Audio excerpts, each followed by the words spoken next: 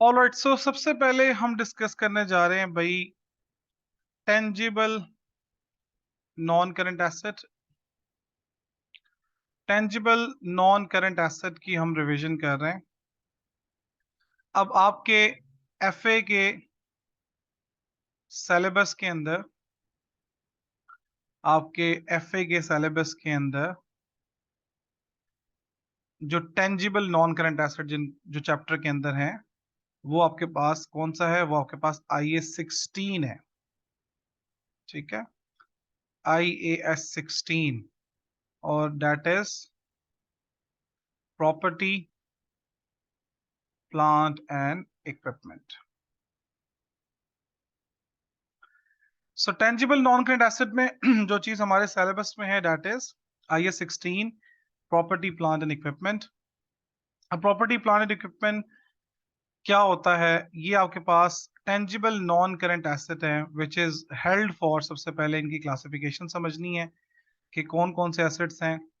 ठीक है, held for production, जिस तरह आपकी मशीन्स वगैरह हैं। फिर आपके पास या वो एसेट जो कि फिर आपके पास supply of goods and services के लिए है, जैसा व्हीकल्स वगैरह है फॉर एग्जांपल हमारे पास। इसी तरीके से रेंटल टू अदर्स है, अदर देन प्रॉपर्टी, जो आपने एसेट्स रेंट पे देते हैं। फॉर एग्जांपल अगर आपका रेंट कार का बिजनेस है तो कार आपके लिए जो है वो क्या है? कार आपके लिए टेंजिबल नॉन करंट एसेट है। अगर आप जनरेटर्स या हैवी मशीनरी जो है वो रेंट पे देते हैं तो फिर वो जनरेटर्स या हैवी मशीनरी आपके लिए जो है वो प्रॉपर्टी प्लांट एंड इक्विपमेंट है। और फोर्थ नंबर पे जो आपके पास है वो एडमिनिस्ट्रेटिव यूज के जो एसेट्स हैं, ये जिस तरह बाकी हमारे पास हैं, फॉर एग्जांपल कंप्यूटर्स हैं, प्रिंटर्स हैं, बाकी जो भी फिक्शन फिटिंग्स हैं वो आपके पास इधर आते हैं। किधर आते हैं जनाब? ये आते हैं प्रॉपर्टी प्लांट एंड इक्विपमेंट के अंदर। तो सबसे पहले तो हमें ये समझनी होती है इसकी सिंपल क्लासिफिकेशन, तो ये एग्जाम पर्पस के लिए आपको पता होना चाहिए। उसके बाद इंपॉर्टेंट चीज जो है वो है भाई इसकी मेजरमेंट। मेजरमेंट का मतलब क्या है? मेजरमेंट का मतलब ये है कि भाई आपने इनिशियली इसको किस वैल्यू पे रिकॉर्ड करना है और फिर सब्सीक्वेंटली इसको किस वैल्यू पे रिकॉर्ड करना है। कहाँ रिकॉर्ड करना है? स्टेटमेंट ऑफ फाइनेंशियल पोजीशन में रिकॉर्ड करना है, और इसकी जारी बात है कुछ रेलिवेंट चीजें statement of profit and loss में भी जाएंगी। सो मेजरमेंट में हमारे पास दो है। एक हमारे पास इनिशियल मेजरमेंट है कि इनिशियली किस वैल्यू पे मेजर करना है, और फिर एक हमारे पास सब्सीक्वेंट मेजरमेंट है कि सब्सीक्वेंटली आपने किस वैल्यू पे इसको मेजर करना है। इनिशियली जो आपने मेजर करना है वो इसको करना है एट कॉस्ट। ठीक है, कॉस्ट पे इसको मेजर करना है। कॉस्ट के अंदर कितनी चीजें हैं भाई? कॉस्ट के अंदर दो चीजें हैं। एक है आपके पास कॉस्ट ऑफ परचेज या परचेज कॉस्ट, जितने का आपने उस एसेट को खरीदा, और फिर any direct cost, any direct cost to bring the asset in the working condition, to bring the asset in working condition. Asset को वर्किंग कंडीशन में लाने के लिए आपने जो भी डायरेक्ट एक्सपेंडिचर किया वो भी कॉस्ट का पार्ट बनेगा। फॉर एग्जांपल आपने इंस्टॉलेशन पे कॉस्ट इनकर की है, जैसा एसेट आपने परचेज किया, फिर आपने उसको इंस्टॉल करा। अच्छा, इंस्टॉल कराने से पहले आपने उसकी साइट प्रिपेयर की कि जहाँ पे वो इंस्टॉल करना था, तो वो साइट प्रिपरेशन कॉस्ट भी आ जाएगी। फिर आपने उसकी इंस्टॉलेशन कराई, इंस्टॉलेशन भी आ जाएगी। फिर आपने उसकी इनिशियल टेस्टिंग करवाई तो वन ऑफ टेस्टिंग भी आ जाएगी। इसी तरीके से कोई लीगल फी या परमिशन वगैरह आपने उस एसेट को यूज करने के लिए कोई लीगल फी वगैरह पे की, वो भी आ जाएगी। तो ये सारी चीजें जो कि आपके पास etcetera any direct cost to bring the asset in the working condition, ये आपके पास कॉस्ट का पार्ट बन जाएगी। इनिशियली आपने इसको कॉस्ट पे रिकॉर्ड कर लिया। अच्छा, फिर आप क्या करोगे भाई? डबल एंट्री क्या पास करोगे? आप डेबिट कर दोगे एसेट को उसके नाम के साथ, क्रेडिट कर दोगे कैश को, या फिर पेएबल को अगर क्रेडिट पे परचेज किया। सब्सीक्वेंट मेजरमेंट में आपके पास दो मॉडल्स हैं जो कि स्टैंडर्ड आपको अलाउ करता है, जो कि हमारे एफए के सिलेबस के अंदर है। एक आपके पास है जनाब कॉस्ट मॉडल, और दूसरा आपके पास है revaluation model. Cost model and revaluation model. अच्छा भाई, कॉस्ट मॉडल पे आपने उसको लेनी है कॉस्ट और लेस कर देनी है इसमें से उसकी अक्यूमुलेटेड डेप्रिसिएशन। अब लैंड वगैरह है तो लैंड की डेप्रिसिएशन नहीं होती, इस तरह बाकी आपके तमाम एसेट्स डेप्रिशिएट होंगे लैंड के अलावा। तो ये आपके पास क्या आ जाएगी, कॉस्ट में से एक्यूमुलेटेड डेप्रिसिएशन, यानी एक्यूमुलेटेड डेप्रिसिएशन क्या है, जो हर साल हम डेप्रिसिएशन चार्ज कर रहे हैं वो एक अकाउंट में जमा हो रही है, that is known as accumulated depreciation. तो ये आ जाती है आपके पास कैरिंग अमाउंट। तो कैरिंग अमाउंट पर एसेट जो है वो स्टेटमेंट ऑफ फाइनेंशियल पोजीशन में रिकॉर्ड होगा। जो हमारे पास सेकंड मॉडल है, जो अल्टरनेट मॉडल है, अब ये एंटिटी की मर्जी है, एंटिटीज में से जो मर्जी चूज कर ले एसेट की नेचर के मुताबिक, तो इसलिए हम उसको अकाउंटिंग पॉलिसी कहते हैं जब एंटिटीज को अडॉप्ट करेगी। रिवैल्यूएशन मॉडल का मतलब ये है कि आपने उसको कहाँ लेना है, आपने उसको रीवैल्यूड अमाउंट पे ले जाना है। रीवैल्यूड अमाउंट किसे कहते हैं, रीवैल्यूड अमाउंट का मतलब होता है फेयर वैल्यू, उसको मार्केट वैल्यू पे ले जाएंगे। जिस तरह हमारे पास कोई प्रॉपर्टी है, तो हम नहीं चाहते कि जनाब उसकी वैल्यू चेंज होती है हर साल या हर 2-3 साल बाद, तो हम चाहते हैं कि उसको फेयर वैल्यू पे रखें, तो हम उसके लिए रिवैल्यूएशन मॉडल अडॉप्ट कर लेंगे। लेस इसमें से क्या करना है, सबसीक्वेंट डेप्रिसिएशन। सबसीक्वेंट डेप्रिसिएशन का मतलब क्या होता है, ये मतलब सिंपल यही होता है कि जब हम रिवैल्यूएशन करते हैं तो उससे जो पिछली डेप्रिसिएशन होती है, चार्ज हुई भी जो होती है, यानी एक्यूमुलेटेड डेप्रिसिएशन, वो खत्म कर देते हैं। तो इसलिए जो नई डेप्रिसिएशन आती है वो सबसीक्वेंट डेप्रिसिएशन कहलाती है। क्यों? क्योंकि वो चार्ज होती है रीवैल्यूड अमाउंट पे और रिमेनिंग यूजफुल लाइफ पे।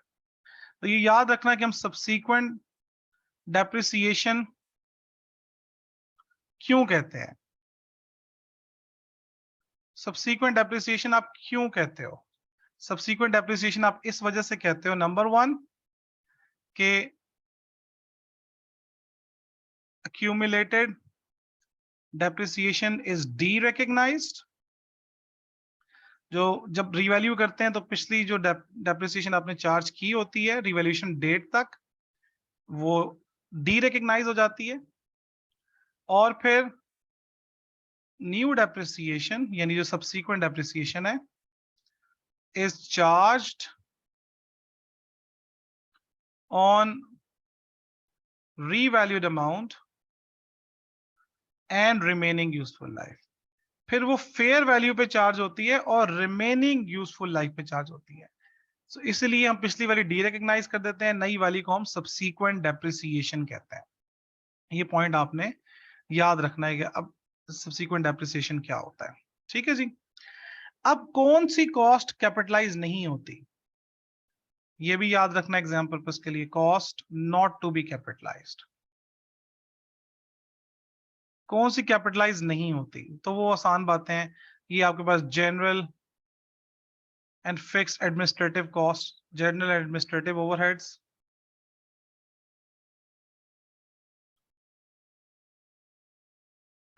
ठीक है, इनिशियल ऑपरेटिंग लॉसेस,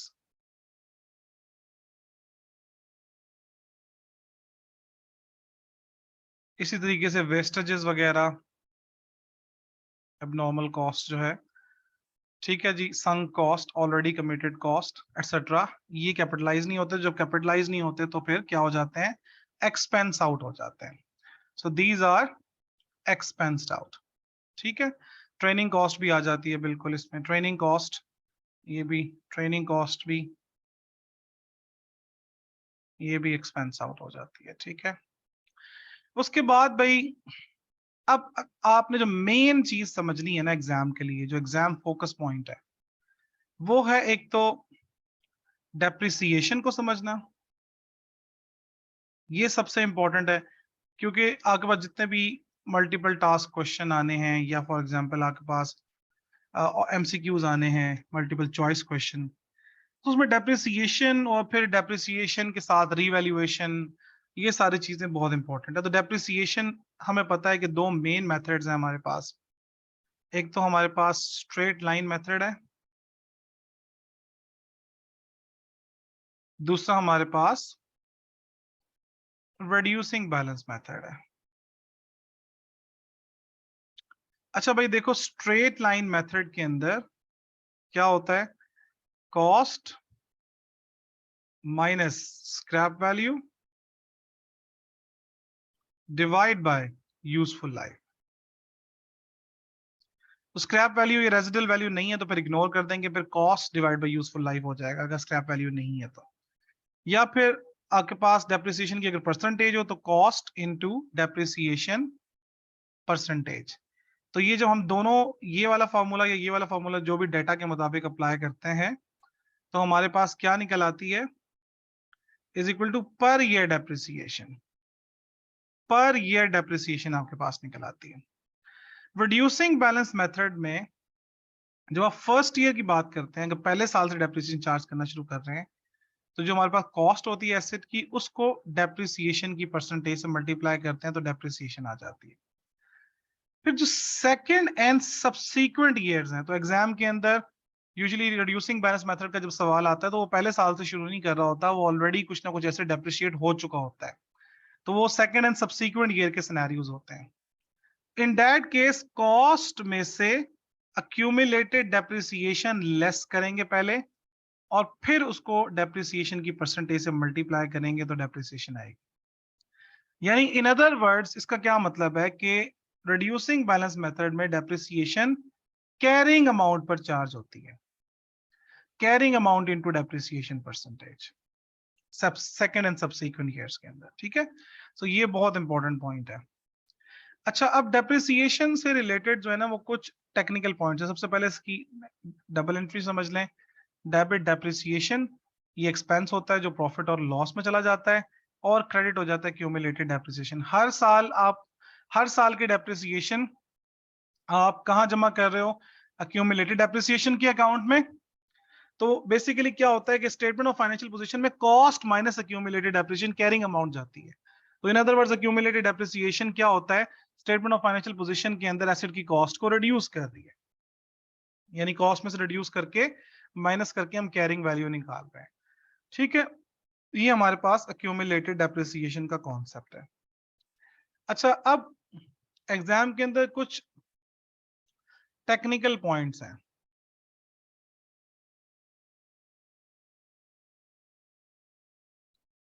वो टेक्निकल पॉइंट्स जो हैं वो आपके पास क्या हैं, देखो टेक्निकल पॉइंट्स कुछ ये हैं कि मिसाल के तौर पे आपके पास अगर एक एसेट की अक्यूमुलेटेड डेप्रिसिएशन गिवन है,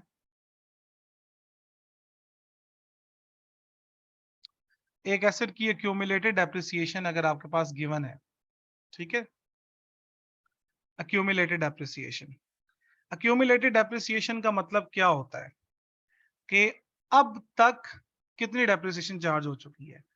अगर मैं इसको डेप्रिसिएशन पर ईयर पे डिवाइड कर दूं तो ये निकल आता है नंबर ऑफ ईयर्स कि कितने ईयर्स एसेट डेप्रिशिएट हो चुका है। ठीक है जी, ये नंबर ऑफ ईयर्स निकल आते हैं कि कितने ईयर्स एसेट ऑलरेडी डेप्रिशिएट हो चुका होता है। उससे बेसिकली आपके पास निकल रही होती है क्या चीज, इस कॉन्सेप्ट से ये निकल रहा होता है कि अच्छा कि अब एक एसेट की remaining useful life for example अगर हमने कैलकुलेट करनी हो तो वो कितनी है, अब तक एसेट कितना डेप्रिशिएट हो चुका है, तो रिमेनिंग यूजफुल लाइफ उसकी कितनी। सो अगर डेप्रिसिएशन पर ये एक्यूमुलेटेड डेप्रिसिएशन को डेप्रिसिएशन पर ईयर पे डिवाइड कर दें तो हमें ये पता चल जाएगा कि भाई अब तक एसेट कितने साल डेप्रिशिएट हो चुका है, और उसको अगर टोटल लाइफ से कंपेयर कर लें तो हमारे पास रिमेनिंग यूजफुल लाइफ आ जाएगी। तो ये पॉइंट यहाँ पे बहुत इंपॉर्टेंट है। सो टोटल लाइफ जो है यानी यूजफुल लाइफ माइनस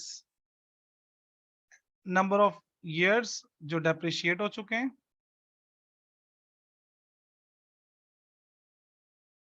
तो आपके पास रिमेनिंग यूजफुल लाइफ आ जाती है।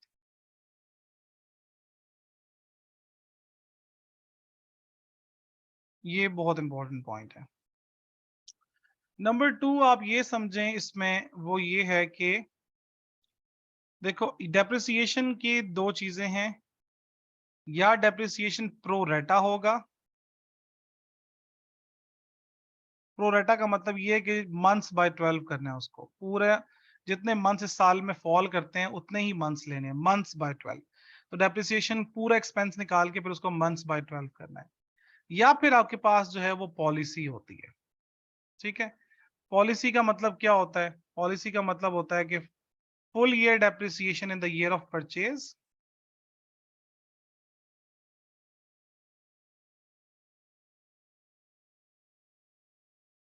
और none in the year of sale. None in the year of sale. ठीक है जी, 2 पॉइंट हो गए, ये डेप्रिसिएशन की पॉलिसी के रिगार्डिंग हो गया पॉइंट। ठीक है जी, अब आ जाओ तीसरे पॉइंट पे। तीसरे पॉइंट से पर्टिकुलरली जब आपके पास रिड्यूसिंग बैलेंस मेथड का सवाल है, पर्टिकुलरली रिड्यूसिंग बैलेंस मेथड का जब आपके पास सवाल है, तो आपने करना क्या है, अगर आपसे कैरिंग अमाउंट मांग ली जाती है, carrying amount of some particular year, मतलब आपको एक एसेट की कॉस्ट दे दी जाती है और एक एसेट की डेप्रिसिएशन की परसेंटेज बता दी जाती है, और फिर ये बता दिया जाता है कि भाई आप इतने साल बाद की कैरिंग अमाउंट, फॉर एग्जांपल 3 साल बाद की, फॉर एग्जांपल निकाल के दें, लेट्स अज्यूम 3 साल बाद की carrying amount, carrying value after 3 years, 3 साल बाद की कैरिंग वैल्यू निकालो। फॉर एग्जांपल अब ये एक एसेट की वैल्यू है, लेट्स अज्यूम $200,000 और डेप्रिसिएशन की परसेंटेज है 25%। अब आपने क्या करना है, कैरिंग वैल्यू को सीधा सीधा निकालने का फॉर्मूला पता है क्या है? सबसे पहले आप ले लोगे कॉस्ट, और जो डेप्रिसिएशन की रिमेनिंग परसेंटेज है, यानी डिप्रिशिएट करने के बाद एसेट कितना रह जाएगा, 25% आपके पास डेप्रिशिएट हो गया तो 75% रह जाएगा, जो रिमेनिंग परसेंटेज है 75, उसको 3 दफा मल्टीप्लाई कर दो, क्योंकि 3 साल बाद की आपसे कैरिंग वैल्यू पूछी है ना, तो 3 दफा उसको 0.75 से मल्टीप्लाई कर, तो ये डायरेक्ट आपके पास जो है वो कैरिंग वैल्यू निकल आएगी। ठीक है, ये डायरेक्ट कैरिंग वैल्यू निकल आएगी। अब कॉस्ट माइनस एक्यूमुलेटेड डेप्रिसिएशन क्या होता है, is equal to carrying amount होता है। तो अगर आपके पास कॉस्ट भी है और कैरिंग वैल्यू भी है, तो आप एक्यूमुलेटेड डेप्रिसिएशन निकाल सकते हैं। एक्यूमुलेटेड डेप्रिसिएशन कैसे निकलेगी, कॉस्ट में से कैरिंग वैल्यू सब्ट्रैक्ट कर दो, तो आपके पास क्या निकल आएगी, आपके पास कैरिंग अमाउंट निकल आएगी, एक्यूमुलेटेड डेप्रिसिएशन निकल आएगी, कॉस्ट में से अगर हम कैरिंग अमाउंट निकालते हैं। तो ये 3 चीजें जो है ना वो बहुत इंपॉर्टेंट है, टेक्निकल पॉइंट्स हैं जो कि डेप्रिसिएशन के रिगार्डिंग है। अब एग्जाम के अंदर जो रिवैल्यूएशन से रिलेटेड परफॉर्मा आता है, जो रिवैल्यूएशन साथ हो, तो आपने क्या करना है, फॉर एग्जांपल लैंड है, अगर प्रॉपर्टी की बात आ गई, उसने आपको लैंड और बिल्डिंग का सेपरेटली बता दिया, वो इसलिए बताएगा कि लैंड डेप्रिशिएट नहीं होती, इसलिए वो लैंड को सेपरेट करके बता देता है।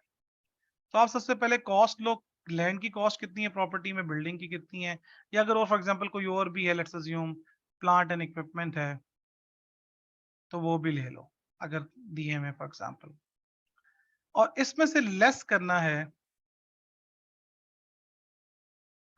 अक्यूमुलेटेड डेप्रिसिएशन जो अब तक चार्ज हो चुकी है, तो लैंड की तो होगी नहीं, बिल्डिंग की देख लो जो दी हुई है, plant and equipment, some time new plant होता है जो ड्यूरिंग द ईयर परचेज किया होता है, उसकी नहीं होती, तो ये आपके पास कैरिंग अमाउंट आ जाएगी।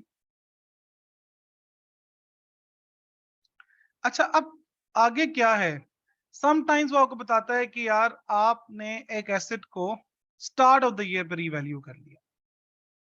अब पहला सिनेरियो हम देख रहे हैं, फॉर एग्जांपल इस तरह का सिनेरियो आपके पास एग्जाम में है कि स्टार्ट ऑफ द ईयर पे रीवैल्यू हो गया। अब ये पहला scenario, this is the first scenario. अगर वो स्टार्ट ऑफ द ईयर पे रीवैल्यू हो गया, तो फिर आपने इसी परफॉर्मा को कंटिन्यू करना है, और आपने क्या करना है भाई, आपने लिख देना है यही कैरिंग अमाउंट, और आपने लिख देना है जनाब रीवैल्यूड अमाउंट्स जो फेयर वैल्यू एक्सरसाइज के बाद आई है, यानी रिवोल्यूशन के बाद। सो लेट्स अज्यूम सिर्फ ये लैंड और बिल्डिंग रिवैल्यू हुए हैं, तो आपने रीवैल्यूड अमाउंट लिख देनी है। अब कैरिंग अमाउंट और रीवैल्यूड अमाउंट्स का जो डिफरेंस है, that is the revaluation gain या लॉस। ठीक है जी। अब उसके बाद फिर आपको अगर वो फर्दर सवाल कहता है कि मिसाल के तौर पे कि रिवॉल्यूशन के बाद भी यानी ईयर एंड तक आपने लेके जाना है, तो फिर उसके बाद आपके पास डेप्रिसिएशन आएगी। अब डेप्रिसिएशन का ख्याल करना है कि लैंड की तो फिर अगेन होगी नहीं, अब बिल्डिंग की डेप्रिसिएशन आ जाएगी, तो फिर ये इसको याद रखना कि ये आपके पास रीवैल्यूड अमाउंट्स पे चार्ज हो, और इसी तरह प्लांट एंड इक्विपमेंट की डेप्रिसिएशन आ जाएगी, और फिर ये आपके पास ईयर एंड पर कैरिंग वैल्यूज आ जाएगी, ये ईयर एंड पर आपके पास कैरिंग वैल्यू निकल आएगी। अब एक पॉइंट याद रखो कि अब अगर फॉर एग्जांपल सिनेरियो नंबर 2 होता है कि revaluation end of the year पे, एंड ऑफ द ईयर पे रिवैल्यूएशन हो रही है, अगर एंड ऑफ द ईयर पे रिवैल्यूएशन हो रही है, फिर आपने क्या करना है कि ये जो कैरिंग अमाउंट्स आपने कैलकुलेट की थी, इसमें से depreciation for the year less कर देनी है। फिर जो आएगा, यानी इसको मैं यहां पे लिख देता हूं कि कैरिंग अमाउंट्स आप निकाल लोगे जो स्टार्ट ऑफ द ईयर पे होंगी, carrying value at start of the year, यानी कॉस्ट माइनस एक्यूमुलेटेड डेप्रिसिएशन करके वो, और फिर इसमें से आपने क्या करना है, depreciation for the year. Depreciation land की तो होगी नहीं, ठीक है, डेप्रिसिएशन फॉर द ईयर ये लेस कर देनी है,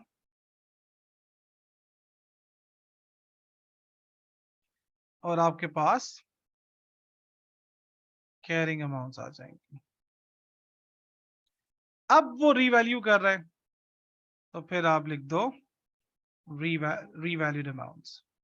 ये कैरिंग वैल्यूज आ गई, अब यहां पे लिख दो रीवैल्यूड अमाउंट्स।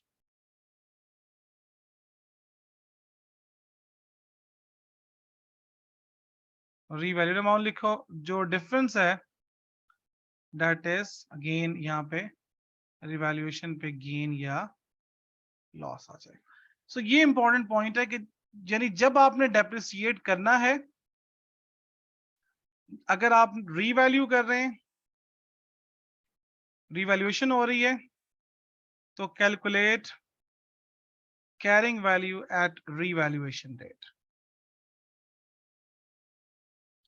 अगर आप डिस्पोजल कर रहे हैं, फिर भी कैरिंग वैल्यू कैलकुलेट करेंगे एट डिस्पोजल डेट, और फिर क्या रीवैल्यू के बाद उसको फेयर वैल्यू से कंपेयर करेंगे, डिस्पोजल के बाद उसको प्रोसीड्स के साथ कंपेयर कर लेंगे। ठीक है जी, तो ये सबसे इंपॉर्टेंट बात है जो कि IAS 16 के अंदर है, ये टेक्निकल पॉइंट्स आपने याद रखना है। अब हम आते हैं इनटेंजिबल एसेट्स। देखो इनटेंजिबल एसेट्स में वाले चैप्टर के अंदर जो सबसे इंपॉर्टेंट चीज है ना, वो है रिसर्च एंड डेवलपमेंट। बाकी तो जिस तरह यहाँ डेप्रिसिएशन है, वहां अमोर्टाइजेशन है, मेथड वगैरह सारी चीजें सेम है। रिसर्च एंड डेवलपमेंट ये सबसे इंपॉर्टेंट चीज है। Research cost is always expensed out. हमेशा हमेशा रिसर्च कॉस्ट एक्सपेंस आउट ही होती है, ये पॉइंट याद रखना है। Development cost is capitalized if the criteria is met। अब वो क्राइटेरिया आपके पास क्या है, वो है PIRATE, पायरेट। ठीक है जी, P स्टैंड्स फॉर क्या है भाई, प्रोबेबल इकोनॉमिक बेनिफिट, यानी जो चीज आप डेवलप कर रहे हो उससे आपको इकोनॉमिक बेनिफिट्स आएंगे। इंटेंशन टू यूज और सेल, जो चीज आप डेवलप कर रहे हो या उसे यूज करोगे या उसे सेल कर लोगे, या यूज करके बेनिफिट जनरेट होगा या सेल करके होगा। रिसोर्सेज अवेलेबल हैं कि आप अपनी डेवलपमेंट को कंप्लीट कर सकें, फाइनेंस अवेलेबल है। ठीक है जी, एबिलिटी है, टेक्निकल फिजिबिलिटी है, टेक्निकली वो चीज पॉसिबल भी हो, वायबल हो चुकी हो कि बन सकती है। और फिर लास्ट इंपॉर्टेंट पॉइंट वो ये है कि expense can be measured reliably. Development पे आपने जितना एक्सपेंस इनकर किया वो रिलायबली मेजर किया जा सकता हो। Expense can be measured reliably, ये expense can be reliably measured. ठीक है जी, अगर ये सारा का सारा क्राइटेरिया मीट हो गया, सब का सब, PB IB RB AB TB EB सब का सब, तो फिर कैपिटलाइज होगा। इफ नॉट मेट, फिर एक्सपेंस आउट हो जाएगा। ठीक है जी, एक पॉइंट और, अब इसमें दो तीन पॉइंट, अब इसमें फिर टेक्निकल पॉइंट्स आ गए, दो तीन टेक्निकल पॉइंट्स बताता हूं। जो कि आपने याद रखना है, टेक्निकल पॉइंट्स।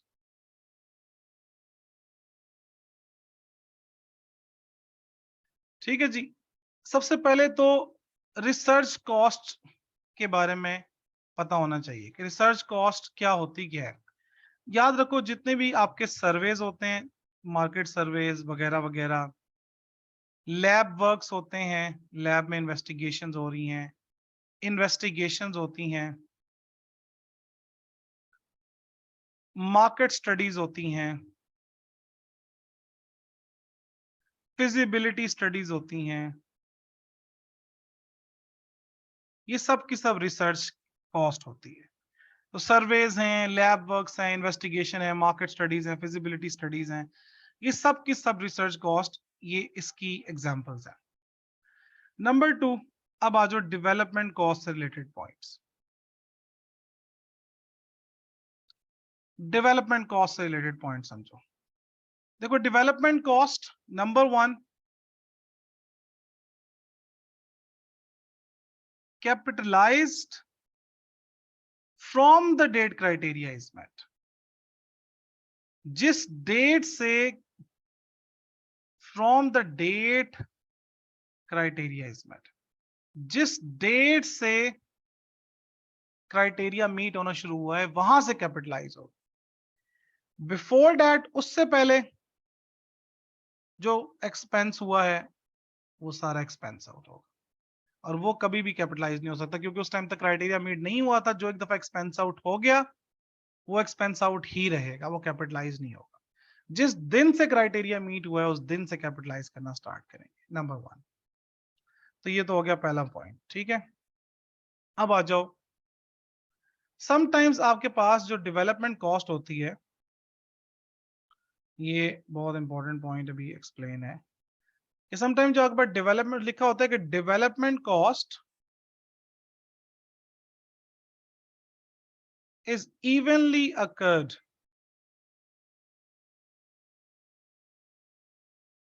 इवनली अकर्ड का मतलब क्या होता है कि उसने आपको ना बताया होता है कि इस डेट से डेवलपमेंट स्टार्ट हुई, इस डेट तक रही, टोटल कॉस्ट दी हुई होती है। तो जो टोटल कॉस्ट दी हुई होती है, total development cost, evenly occurred का मतलब होता है कि हर महीने सेम इनकर हुई है। तो इसको जब हम टोटल मंथ्स पे डिवाइड करते हैं ना, तो ये पर मंथ डेवलपमेंट कॉस्ट आ जाती है।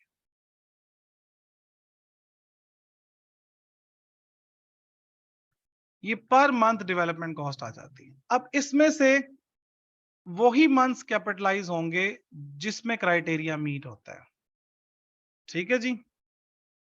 यानी पर मंथ जब आपने डेवलपमेंट कॉस्ट निकाल ली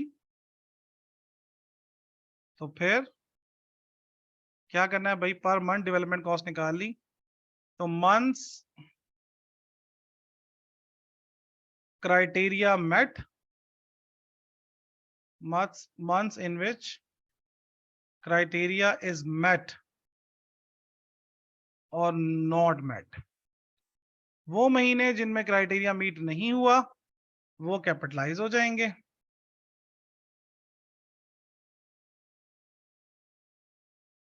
और ये एक्सपेंस आउट हो जाएंगे।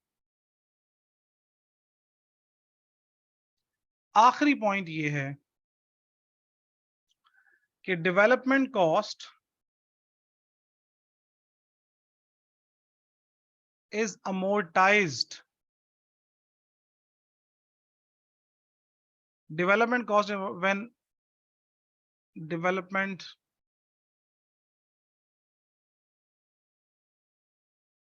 becomes available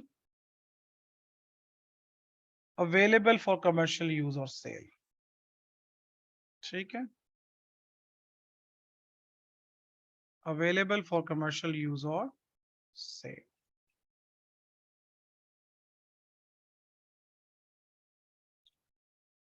ये नहीं कि जिस दिन पे कंप्लीट हो गई है, नहीं, जिस दिन से वो कमर्शियल यूज और सेल के लिए अवेलेबल हुई उस दिन से उसको अमोर्टाइज। तो development cost is amortised when development becomes available for commercial use और सेल, जिस दिन से, ये बहुत इंपॉर्टेंट पॉइंट है, सबसे इंपॉर्टेंट पॉइंट है अमोर्टाइजेशन से रिलेटेड,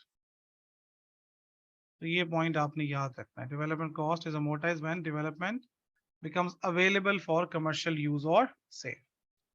अब लास्ट बात पे आ जाते हैं। फाइनेंशियल स्टेटमेंट्स में जब भी intangible assets research and development cost का सवाल आए, तो देखो वो आपसे स्टेटमेंट ऑफ प्रॉफिट और लॉस की फिगर मांग रहा है या स्टेटमेंट ऑफ फाइनेंशियल पोजीशन की फिगर मांग रहा है।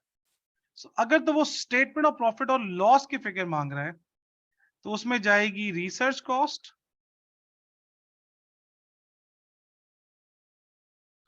डेवलपमेंट नॉट कैपिटलाइज्ड,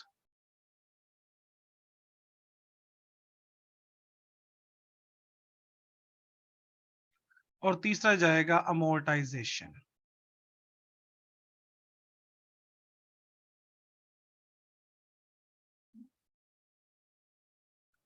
ये आपके पास research cost, development not capitalised और अमोर्टाइजेशन, तीन चीजें जो हैं वो आपके पास स्टेटमेंट ऑफ प्रॉफिट और लॉस में जाएंगी। ठीक है जी। स्टेटमेंट ऑफ फाइनेंशियल पोजीशन में क्या जाएगा, याद रखना है, carrying amount of intangible asset. अब चाहे वो इंटेंजिबल एसेट में वैसे ही कोई एसेट है जो अमोर्टाइज हो रहा है, या ये डेवलपमेंट कॉस्ट है जो अमोर्टाइज हो रही है। Development cost of intangible asset, यानी यहां पे इसका मतलब क्या है, सिंपली डेवलपमेंट कॉस्ट। ठीक है भाई, कैसे निकालेंगे, डेवलपमेंट कॉस्ट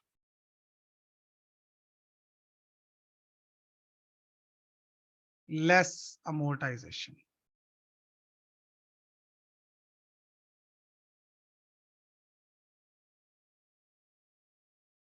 ये आ जाएगी carrying amount of amortise development cost.